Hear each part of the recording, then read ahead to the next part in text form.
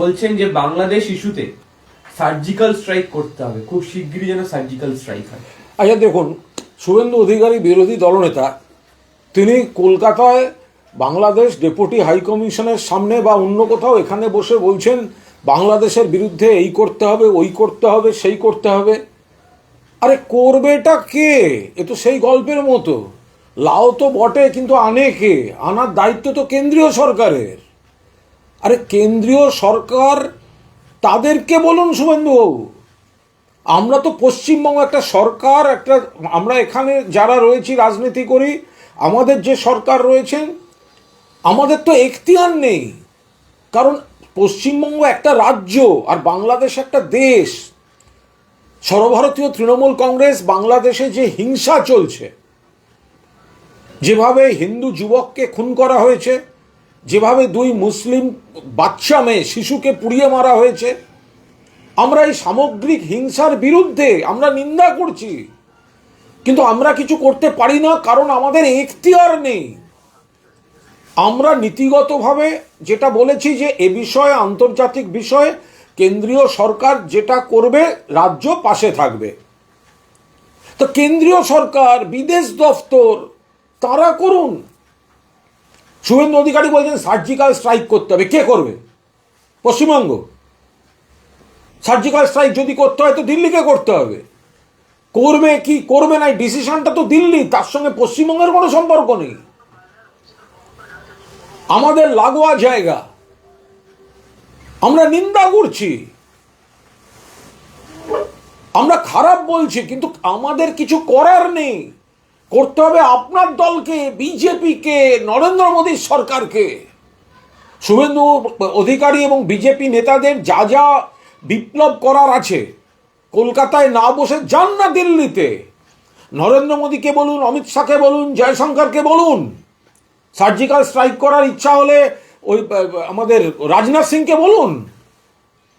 এখানে সব বিবৃতি দিয়ে লাভ কি হচ্ছে? এখানে গন্ডগোল করে লাভটা কি হচ্ছে? আপনার দলের সরকার, আপনারা কথায় কথায় দিল্লি দেখান, তো এখানে আপনি মিডিয়া গরম করে রাস্তাঘাটে গন্ডগোল করে আপনার কি লাভ হচ্ছে এখানে?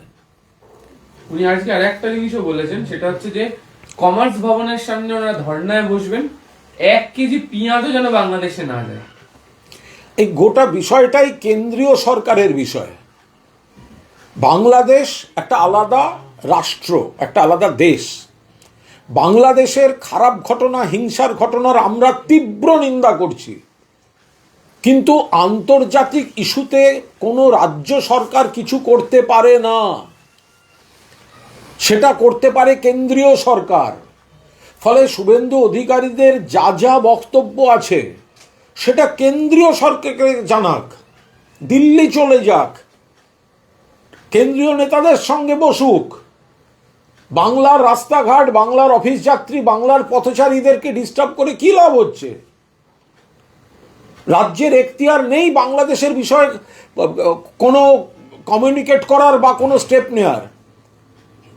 এর পুরো এখতিয়ার হচ্ছে কেন্দ্রীয় সরকারের, যেটা আবার শুভেন্দুবাবুদের দল কথায় কথায় দিল্লি দেখায়। তো এখানে উৎপাত না করে যান না ওখানে। কমার্স ভবন কেন? কমার্স মিনিস্টারটাই তো আপনাদের, তো যান না দিল্লিতে। বলছি মমতা বন্দ্যোপাধ্যায় এবং মোহাম্মদ ইউনূসকে তিনি কার্যত এক আসনে বসাচ্ছেন, বলছেন দুজনেই হিন্দু বিরোধী। এবং দুদিন আগে তো উনি বলছেন, এটা তো সম্পূর্ণ কুৎসা। মমতা বন্দ্যোপাধ্যায় তিনি জন্মসূত্রে হিন্দু ব্রাহ্মণ কন্যা এবং তিনি অন্য ধর্মকে সম্মান করেন।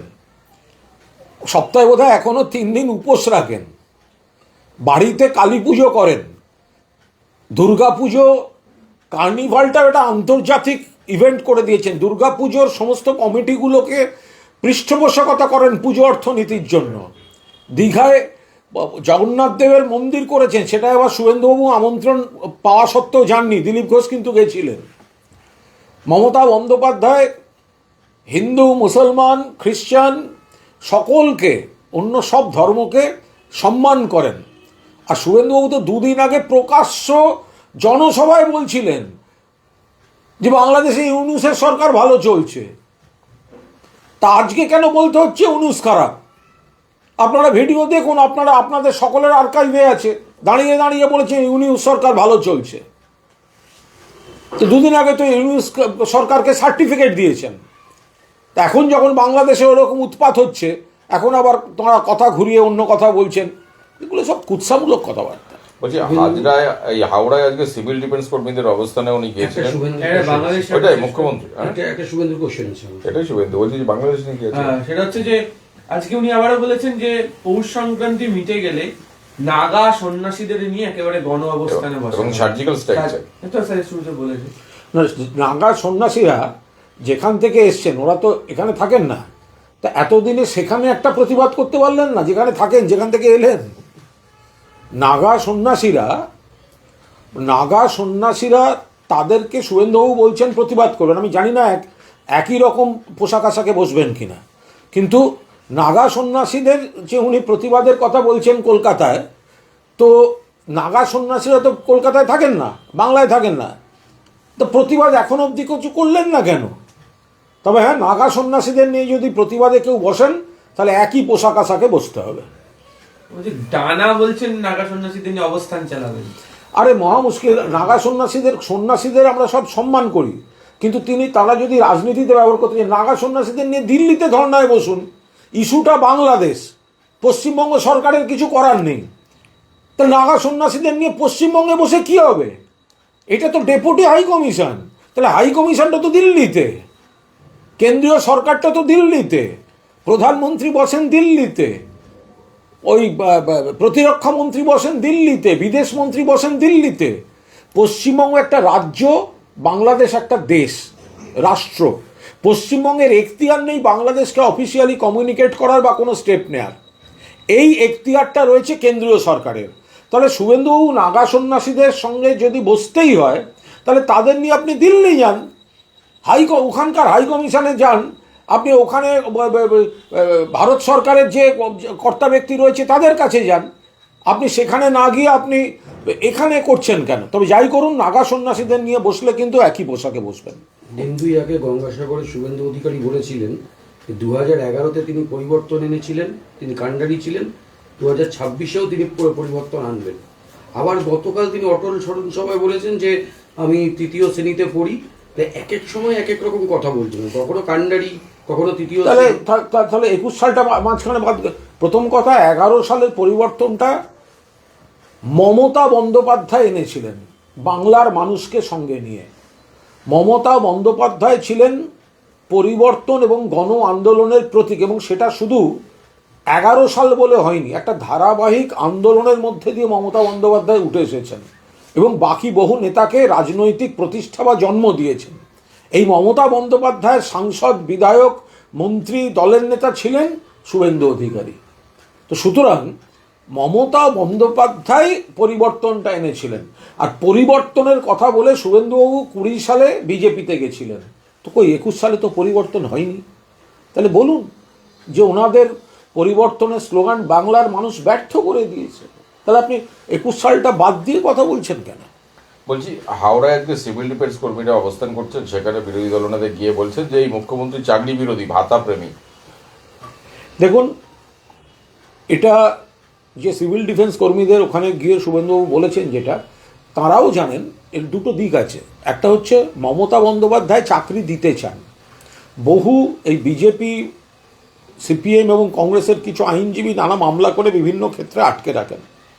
রাজ্যে চাকরি অনেক বেড়েছে, আরও বাড়বে। শুভেন্দুবাবু দেখুন না, ভারতীয় সেনাবাহিনী থেকে ভারতীয় রেল, এত শূন্য পদ, কেন্দ্রীয় সরকার লোক নিচ্ছে না কেন?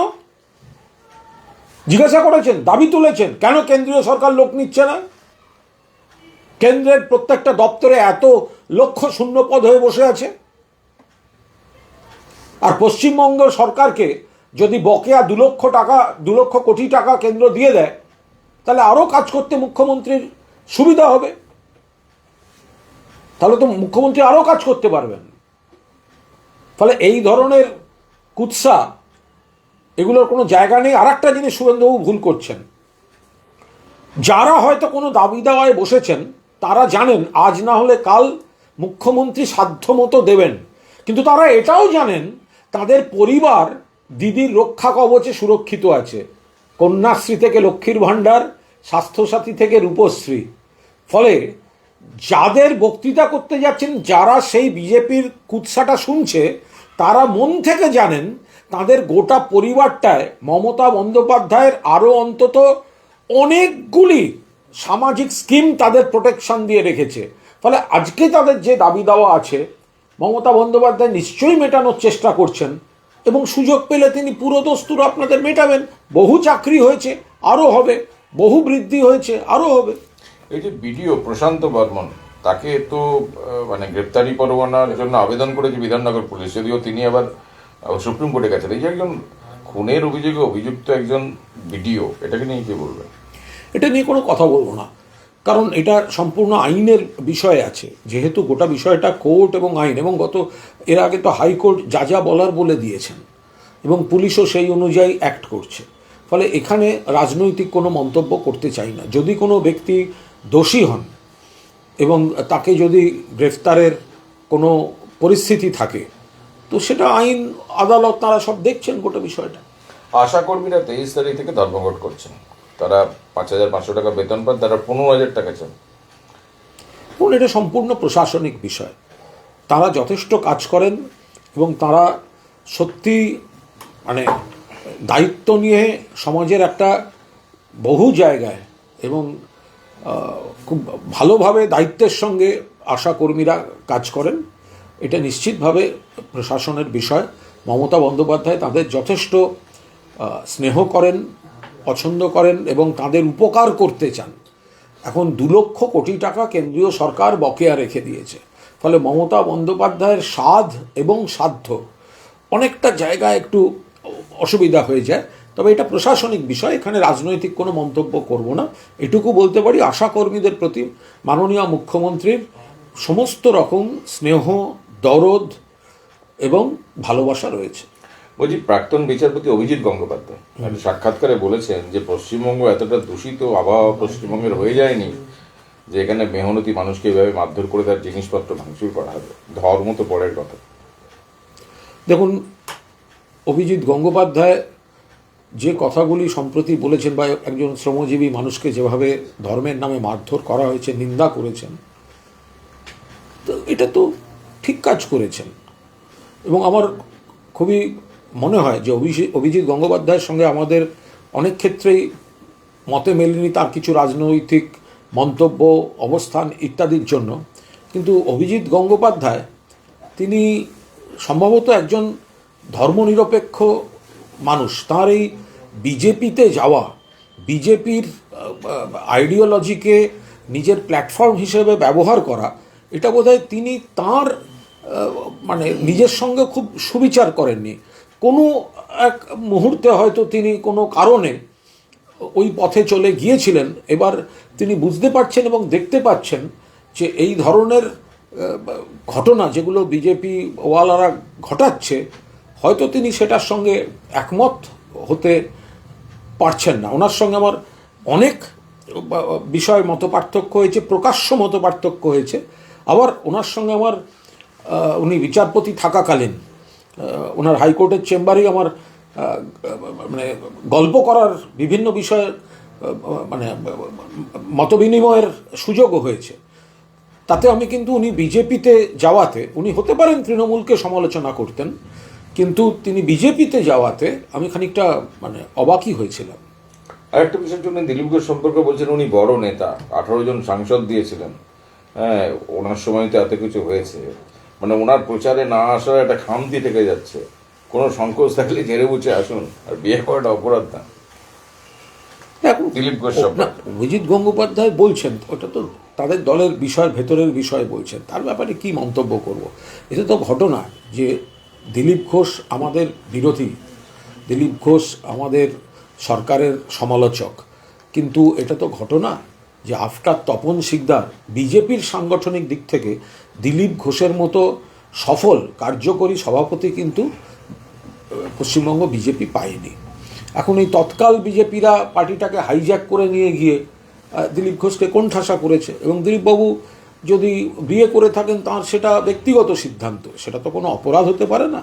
এখন অভিজিৎবাবু যদি সেই কথাগুলো বলেন তো তিনি তার মতো করে বলছেন, তার বক্তব্য, এখানে আমাদের কোনো বক্তব্য নেই। আমরা শুধু দেখতে পাচ্ছি যে তৎকাল বিজেপিরা তারা এই আদি বিজেপি হাইজ্যাক করে ফেলেছে এবং বিজেপিটা একটা খণ্ড খণ্ড দ্বীপে পরিণত হয়েছে।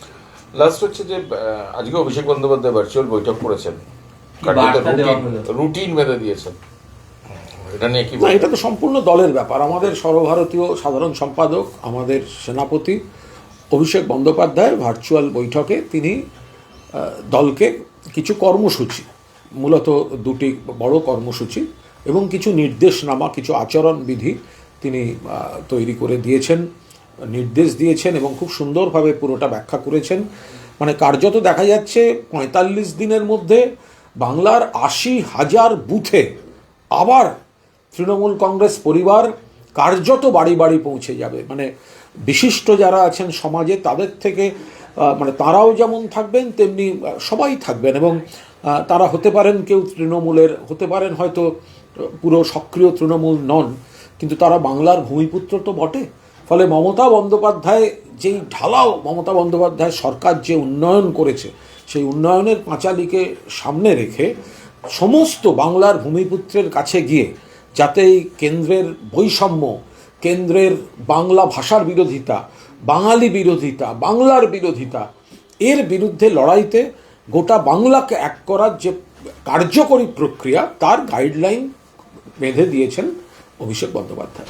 আজকে রাজ্যের মৎস্যমন্ত্রী বিপ্লব রায়চৌধুরী বলেছেন যে খবরের কাগজ পড়লে ভয় হয়, আবার কোনো মেয়ে হয়তো অত্যাচারিত হয়েছে। দেখুন, এটা নিয়ে আমি বলতে পারবো না উনি ঠিক কী বলেছেন, তবে হ্যাঁ, যে যেহেতু গত কয়েকদিন ধরে উন্নাওটা খবরের কাগজে খুব গুরুত্ব পাচ্ছে, ফলে খবরের কাগজ পড়লে এটা তো ঘটনা যে ভারতের বিভিন্ন জায়গায় এই নারী নির্যাতন, বিশেষ করে বিজেপি শাসিত রাজ্যগুলোতে, যে উন্নাওতে ওইভাবে ধর্ষণ, তারপরে বিচার প্রার্থীদের কাছেই খুন হওয়া তার পরিবারের লোকদের, তারপর তার মা বোনেরা যখন ধর্ণা দিচ্ছেন সেখানে অমিত শাহের পুলিশের আক্রমণ, এই সমস্ত বিভিন্ন ঘটনা ঘটে। তো এইগুলো ঘটার কারণে তিনি হয়তো মানে সেই জায়গাটাতে হয়তো বর্ষিয়ান নেতার খারাপ লেগেছে যে সমাজে এই খারাপ ঘটনা ঘটবে কেন। তবে উনি জানেন যে পশ্চিমবঙ্গে যদি একটা দুটো খারাপ ঘটনা ঘটে সঙ্গে সঙ্গে পুলিশ ব্যবস্থা নেয়, ফাঁসির সাজা পর্যন্ত আদায় করে আনে। এখানে সংবেদনশীল প্রশাসন রয়েছে, ফলে পশ্চিমবঙ্গকে ইঙ্গিত করে কথাটা বলেছেন, এটা সেভাবে ধরা যায় না। উনি খবরের কাগজ নিশ্চয়ই পড়ে ওনার মনে হয়েছে, কারণ খবরের কাগজে সারা ভারতের একটা বিভিন্ন এই ধরনের ঘটনার, পৈশাচিক ঘটনার খবর থাকছে, তাই দেখেছেন। Thank you.